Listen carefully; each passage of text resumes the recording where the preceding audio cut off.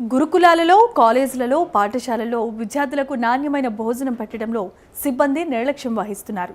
Food poison ఘటనలతో విద్యార్థులు ఆసుపత్రుల పాలైన ఘటనలు అనేకం ఇప్పటివరకు చూస్తూనే ఉన్నాం. తాజాగా విద్యార్థులకు పెట్టిన బ్రేక్ఫాస్ట్ ఫుడ్లో కాక్రోచ్ కనబడిన ఘటన నిర్మల్ జిల్లా బాసర IIIT కాలేజీలో చోటు చేసుకుంది. E1, E2 మెస్లో మార్నింగ్ బ్రేక్ఫాస్ట్గా చపాతీ, ఆలూ కుర్మా పెట్టగా ఆలూ కుర్మాలో బొద్దింక ప్రత్యక్షమైంది. బొద్దింకను చూసిన విద్యార్థులు షాక్ అయ్యారు. డైలీ తమకు నాణ్యత లేని ఫుడ్ పెడుతున్నారని స్టూడెంట్స్ అంతా నిరసన వ్యక్తం చేస్తున్నారు.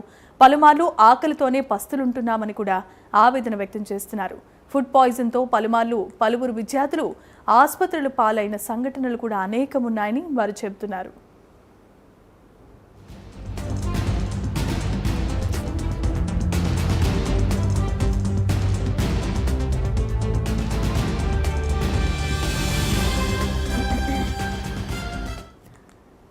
రైట్, ఇక విజువల్స్లో చూస్తున్నాం. గురుకులాల్లో, కాలేజీలలో, పాఠశాలల్లో విద్యార్థులకు నాణ్యమైన భోజనం పెట్టడంలో సిబ్బంది విఫలమైనట్లుగా తెలుస్తోంది. ఫుడ్ పాయిజన్ సంఘటనలతో ఇప్పటికే పలుమంది విద్యార్థులు ఆసుపత్రుల పాలైన ఘటనలు అనేకం చూస్తూనే ఉన్నాం.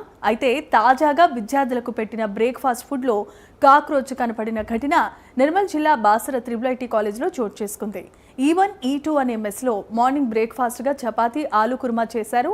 అయితే ఆ ఆలూ కుర్మాలో బొద్దింక ప్రత్యక్షమైంది. బొద్దింకను చూసిన విద్యార్థులంతా షాక్కి గురయ్యారు.